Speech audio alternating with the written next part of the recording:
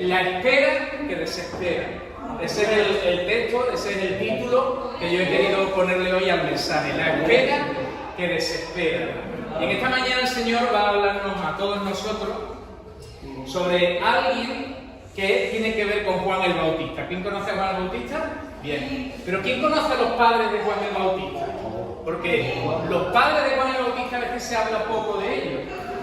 Sin embargo, hoy nos van a traer a nosotros una enseñanza muy interesante y muy importante. La espera que desespera.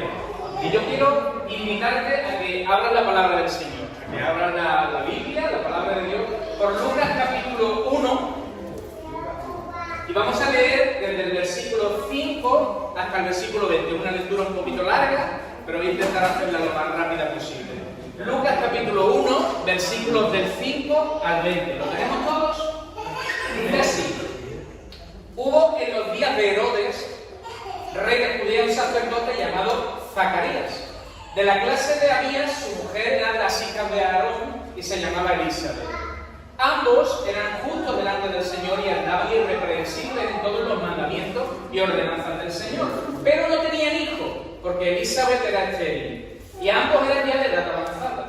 Aconteció que, ejerciendo Zacarías el sacerdocio delante de Dios según el orden de su clase, conforme a la costumbre del sacerdocio, le tocó en suerte ofrecer incienso entrando en el santuario del Señor. Y toda la multitud del pueblo estaba fuera orando a la hora del incienso. Y se le apareció un ángel del Señor, puesto en pie a la derecha del altar del incienso. Y se turbó Zacarías al verlo, y le sobrecogió temor. Pero el ángel le dijo: Zacarías, no temas, porque tu oración ha sido oída. Y tu mujer Elizabeth te dará a luz un hijo, y llamarás su nombre Juan. Y tendrás gozo y alegría, y muchos se regocijarán de su nacimiento, porque será grande delante de los hombres. No beberá vino ni sidra, y será lleno del Espíritu Santo aún desde el vientre de su madre. Y hará que muchos de los hijos de Israel se conviertan al Señor, Dios de ellos. E irá delante de él con el espíritu y el poder de Elías, para hacer volver los corazones de los padres a los hijos y de los rebeldes a la prudencia de los justos, para preparar un pueblo bien dispuesto. Dijo Zacarías al ángel: ¿en qué conoceré esto? Porque yo soy viejo y mi mujer es de edad avanzada.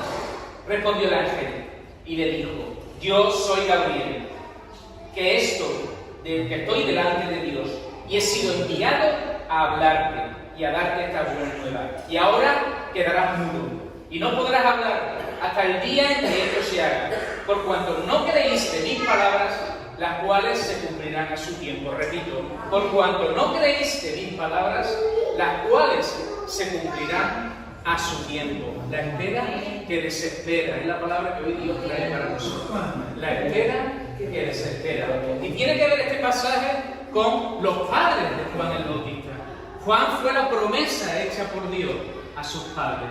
Y los padres de Juan el Bautista tenían unos nombres muy particulares. En aquel entonces, casi todos los nombres hebreos tenían un significado. Y cuando ellos nacen, los padres de los padres de Juan el Bautista, los abuelos de Juan el Bautista, les ponen unos nombres muy concretos. Él se llama Zacarías. Y Zacarías tiene un nombre muy particular que significa Dios recuerda. Dios recuerda. Y su madre, la madre de Juan el Bautista, se llamaba Elizabeth. Y Elizabeth significa juramento de Dios. Y Dios de repente hace que ambos se unan. Y parece que esa unión es tan divina que significa Dios recuerda su juramento. Dios recuerda sus promesas. Dios recuerda los proyectos que tiene contigo. Porque hay veces que cuando estamos en esa espera que desespera, pareciera como que Dios se olvidó un poquito de nosotros. Como que las cosas que nos están ocurriendo escapan de su conocimiento. Pero Dios, una vez más, nos trae en su palabra la advertencia de que Él no olvida, de que Él recuerda los proyectos que tiene contigo, que Él está atento a cada detalle de tu vida, a cada pelo que hay en tu cabeza, y que Dios no olvida. Zacarías y Elizabeth, Dios recuerda su juramento, Dios recuerda sus promesas. Y decía la palabra, hablando de Zacarías y hablando de Elizabeth, una cosa muy concreta, y decía que ambos eran justos delante de Dios. ¿Significaba esto que ambos eran perfectos? Para nada. Porque dice la palabra en Romanos 3:10 que no hay justo ni a uno. Romanos 3:23, por cuanto todos pecaron. De manera que la palabra nos habla muy claro que todos nosotros somos pecadores, que todos nosotros fallamos en algún momento, que todos nosotros incumplimos de alguna manera los mandatos y la voluntad del Señor. Pero la palabra aquí nos lleva y nos dice, ambos eran justos delante de Dios. Y lo que aquí viene a decirnos que es que ellos, en sus fallos, en sus errores, en sus problemáticas diarias, ellos buscaban constantemente el perdón de Dios. En aquel entonces, Dios había provisto una manera, que era el sacrificio de animales. Y esto tiene que ver con una teología, con una doctrina, que es la doctrina de la justificación. ¿Por qué Dios dice que ellos eran justos? Pues de la misma manera que Dios dice que tú y yo somos justos delante de Él. Dice, pero yo no soy perfecto. Claro, porque esa justificación, porque esa justicia no es por medio de nosotros, sino por medio de la obra que Cristo hizo en la cruz del Calvario. En aquel entonces Dios había provisto el sacrificio de animales para el perdón de los pecados. Pero desde que Cristo viene, tú y yo estamos en una etapa diferente, en una etapa de gracia, donde la obra de Cristo en la cruz del Calvario, donde Cristo cargó por nuestros pecados pasados, presentes y futuros de toda la humanidad. De manera que hoy tú y yo no necesitamos hacer un sacrificio, porque ya se sacrificó Él por nosotros. Una vez y para siempre, dice la palabra. Y tú y yo tenemos entrada en el trono de Dios por la gracia de Cristo, por la obra redentora que Cristo ha hecho en la cruz del Calvario. De manera que Zacarías y Elizabeth eran justos delante de Dios y tú y yo somos justos delante de Dios porque con un espíritu contrito y humillado venimos a los pies de Cristo todos los días y decimos, Señor, perdóname, hoy te fallé otra vez. Hoy te fallé. Mira que lo intento, Dios, pero hoy te volví a fallar. Hoy volví a dudar de ti. Hoy volví a fallar en aquello que te prometí que nunca lo volvería a hacer. Hoy volví a fallar. Pero mira qué increíble que la gracia de Dios, cada vez que venimos a los pies de la cruz y le pedimos perdón, Él dice que nos perdona y nos limpia de todo pecado. Por eso Zacarías y Elizabeth eran justos delante de Dios, porque cuando está la frase dice, y andaban irreprensibles en todos los mandamientos y ordenanzas del Señor. Fallaban, sí, pero tenían un corazón tan blandito para Dios, tenían un corazón tan deseoso de hacer la voluntad de Dios, que Dios los consideraba justos, que Dios los consideraba irreprensibles. No había nada que les pudiera reprochar, porque aunque fallaban, venían a los pies de Cristo y pedían perdón. Hoy tú y yo tenemos ese privilegio que simplemente, aquí y ahora, simplemente con decirle en tu interior, Señor, perdóname, la gracia de Dios se derrama en tu vida. Y la sangre de Cristo te limpia de todo pecado. Todo pecado. Señor, es que 1000 veces te dije que no fallaría y 1000 veces fallé. Y Dios te dice, y 1000 veces te perdonaré. Amén. Porque Dios ha dado a su Hijo Jesucristo para limpiarnos de todo pecado. Y la obra de Cristo no tiene límites. La obra de Cristo no tiene límites. De manera que aquí tenemos a Zacarías y a Elizabeth. Dos personas que Dios ha unido y que eran consideradas justas e irreprensibles delante de Dios. Pero hay una cosa interesante, una cosa que de la misma manera que ocurrió en ese momento, hoy ocurre en tu vida y en la mía. Y es que dice, versículo 7, pero no tenían hijo porque Elizabeth era estéril. Y esto tiene que ver con una cosa interesante. ¿Cuántas veces preguntamos al Señor, Señor, en esto que me está ocurriendo, ¿en qué fallé? ¿En qué me equivoqué? Porque nos juzgamos muchas veces cuando vienen problemas en nuestra vida como si nosotros hubiéramos hecho algo malo. Zacarías y Elizabeth eran justos delante de Dios, no habían hecho nada malo. Y sin embargo, ella era estéril. Había un problema gordo en su vida. No era una cosa fácil. En aquel entonces tener hijos para una mujer era un privilegio. Hoy también. Pero que en aquel entonces era un sumo privilegio. Y no tener hijos era un gran problema para una mujer. Así que aquí tenemos una mujer devota, que ama al Señor, que quiere obedecer a Dios en todas sus cosas. Y que es estéril. Y no se preguntaría Elizabeth muchas veces, Señor, ¿en qué fallo? ¿En qué estoy cometiendo errores? Porque ¿cuántos de nosotros hemos sufrido a veces Cuando estamos en un periodo de nuestra vida malo, que alguien nos ha dicho, bueno, algo malo habrás hecho, o a lo mejor te estás apartando del Señor, o a lo mejor nos sentimos culpables, como si nosotros fuéramos los culpables de esa situación que nos está tocando vivir. Pero hoy Dios, la palabra nos dice que aun siendo ellos justos, hay un problema grave en su vida. Y esto tiene algo que ver en contra de una teología que yo desde aquí la condeno, y es la teología de la prosperidad. Es esa teología que dice que un cristiano no puede pasar por problemas, que un cristiano no puede pasar por enfermedades, que un cristiano no puede tener dificultades en su vida, porque entonces que le falta la fe. Eso no es así. Un cristiano pasa por problemas, un cristiano pasa por dificultades, un cristiano pasa por pruebas. Y esas pruebas muchas veces son procesos en los que el Señor permite en nuestra vida porque tiene que trabajar con nosotros y romper cosas que no están conforme a su voluntad. Así que esa teología de la prosperidad, un cristiano tiene que estar siempre feliz viviendo en la nube, no es cierto. Pisamos la tierra y nos caemos. Y ahí viene el Señor, por medio del Espíritu Santo, el consolador que nos levanta, porque caemos, porque dudamos, porque fallamos, porque cometemos errores, y porque a veces ni siquiera nuestros errores son la causa de la situación por la que estamos viviendo, sino que es algo que Dios está permitiendo al margen de cómo seamos, que Dios está permitiendo, o bien para algo mejor que tiene para nosotros, o para algo que Dios quiere enseñarnos. Pero son situaciones que Dios permite. Ambos eran justos delante de Dios, pero ella era estéril. Esto nos trae una enseñanza. La enseñanza de que un cristiano sí puede pasar por dificultades. Yo quiero hablarle de un pasaje que nos muestra algo así. Y es en Juan capítulo 9, los versículos del 1 al 3. Juan capítulo 9, los versículos del 1 al 3. Y dice así.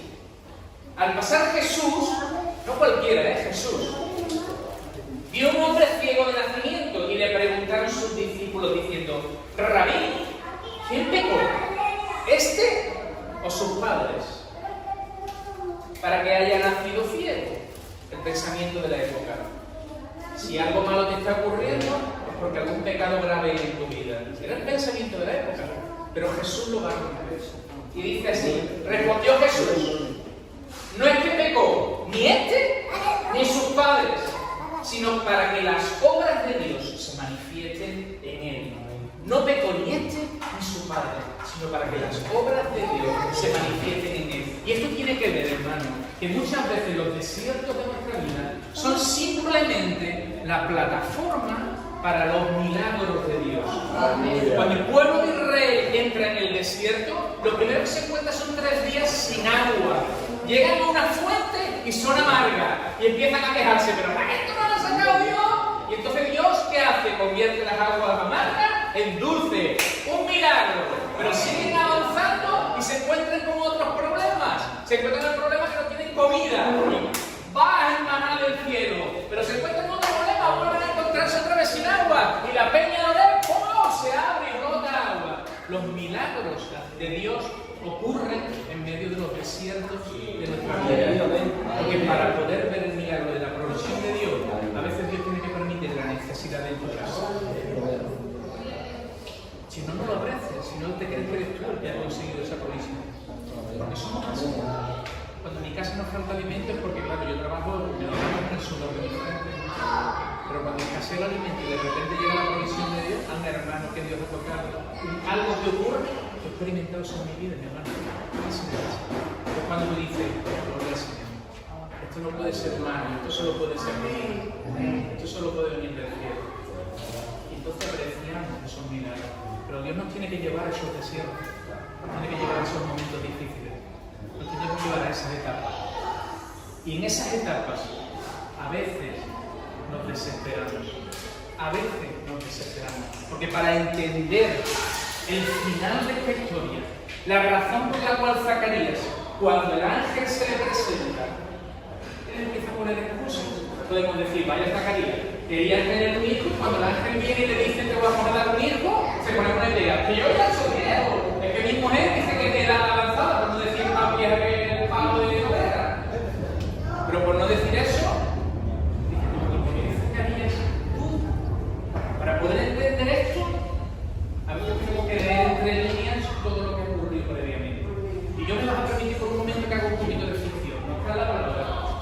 poquito de ficción, solo es imaginación mía, pero que me ayuda a entender ese momento final.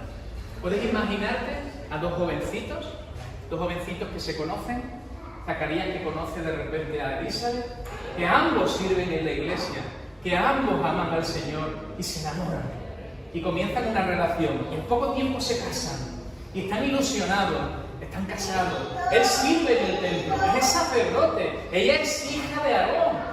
Los dos son un matrimonio joven prometedor y pasan 2 años y deciden los dos, vamos a tener hijos. Están emocionados, vamos a tener hijos. En aquella época tener hijos, no vamos a tener 10. Pero pasa el 3er año y ella no se queda embarazada. Pasa otro año y ella sigue sin quedarse embarazada. ¿Por qué no vamos al médico a ver qué es lo que pasa? Van al médico, se hacen pruebas, ecografía, las que hubiera en esa época, y llega la fatídica verdad. Elizabeth, lo siento, mujer es estéril. Fuerte eso en ese momento. Es casi tan fuerte como que tú vayas al médico hoy para una simple revisión y te digan tienes cáncer. Es un mazazo en la vida de cualquier persona. Y Elizabeth sale de ese lugar hablando con Zacarías y diciéndole, pero vamos a tener fe, el Señor va a hacer algo. El Señor va a hacer algo.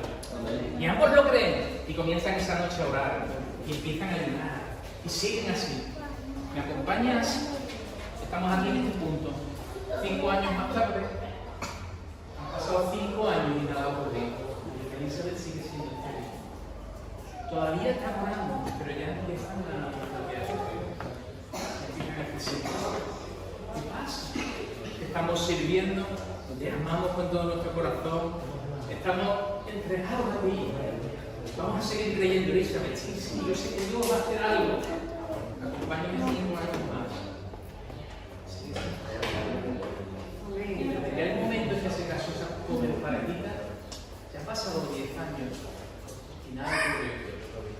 Siguen creyendo, pero ya algunas noches Elizabeth llora. Algunas noches Elizabeth le dice a Zacarías, yo no sé qué pasa, ¿qué estamos haciendo mal? ¿Por qué Dios me está castigando así? Para algo de pensar, lo que me está pasando es un castigo de Dios. Acompáñenme 5 años más, sigue sin pasar nada. Y Elizabeth empieza a pensar, Dios no se va a divorciar de mí probablemente, pero no le puedo dar hijos. Habla con Zacarías, medio llorando. Zacarías ya está cansado de escucharla llorar.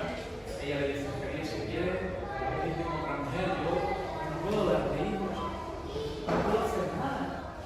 Yo sigo como mujer que sea poca. Y Zacarías, no, cariño, de verdad, yo te amo, yo te quiero, ya está, lucharemos juntos contra él. Si el Señor no quiere dar, no sé cómo nos va a ir. Acompáñame 5 años más. Ya han pasado 20 años y nada pasa. Y la espera comienza a desesperar. Y la espera dice el Señor, ¿qué pasa con nuestra vida?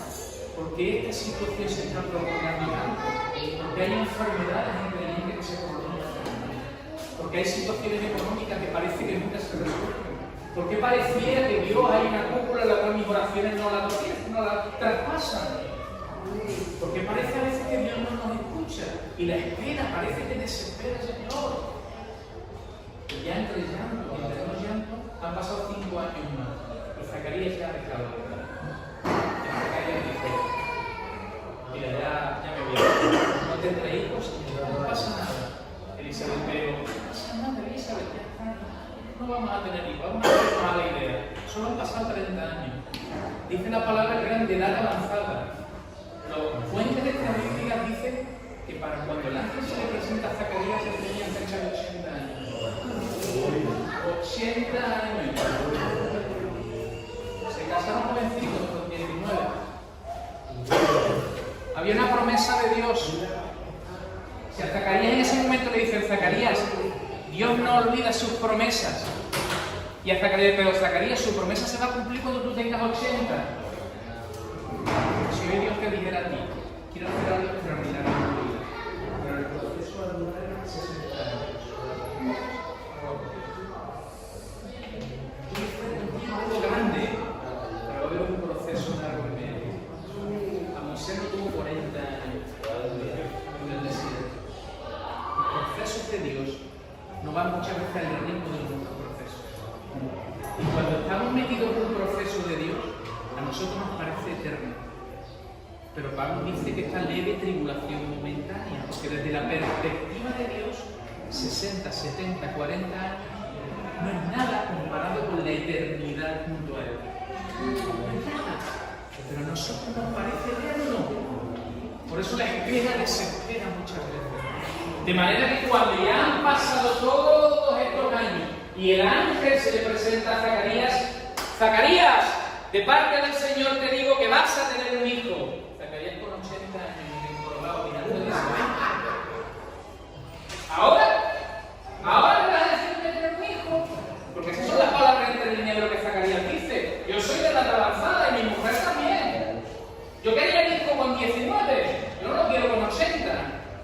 Porque nuestros propósitos no son los propósitos de Dios. Nuestros caminos no son los caminos de Dios. Porque nuestros tiempos no son los tiempos de Dios.